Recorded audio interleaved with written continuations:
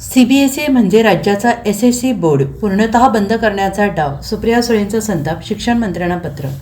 राज्य सरकारने महाराष्ट्रातील सर्व शाळांमध्ये सीबीएसई पॅटर्न लागू करण्याचा निर्णय घेतलेला असून शिक्षण मंत्री दादा भुसे यांनी या संदर्भात विधिमंडळ सभागृहात लेखी उत्तर दिलं होतं. यानुसार यंदाच्या वर्षापासून राज्यात सीबीएसई पॅटर्ननुसार शाळांचा अभ्यासक्रम शिकवला जाईल. मात्र यंदा केवळ पहिलीच्याच वर्गासाठी सीबीएसई पॅटर्न असेल. त्यानंतर टप्प्याटप्प्यानं पुढील वर्षात हा पॅटर्न राज्यातील शाळांमध्ये लागू होईल.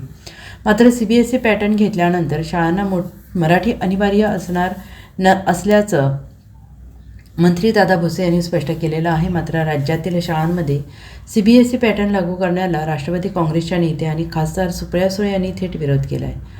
महाराष्ट्र राज्याला शिक्षणाची उज्ज्वल परंपरा आहे आणि तिच्याकडे दुर्लक्ष करून इतर बोर्डाचे अनुकरण करण्याचा हा निर्णय राज्यातील एसएससी बोर्ड पूर्णतः बंद करण्याचा डाव असल्याचं गंभीर आरोप सुळे यांनी केला आहे. या संदर्भात तसेच शासनाने फेरविचार करावा अशी मागणी देखील त्यांनी पत्राद्वारे केलेली आहे.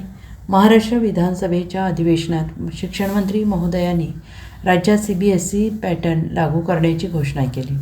राज्याला अतिशय उज्ज्वल शिक्षण परंपरा आहे, पण तिच्याकडे दुर्लक्ष करून इतर बोर्डाचे अनुकरण करण्याचा निर्णय शासनाने घेतला ही अतिशय खेदजनक बातमी आहे. आणि या माध्यमातून राज्याचा एसएससी बोर्ड पूर्णतः बंद करण्याचा डाव या सरकारने आखलेला आहे असे दिसत असल्याचा गंभीर आरोप राष्ट्रवादी काँग्रेसच्या खासदार सुप्रिया सुळे यांनी केला आहे.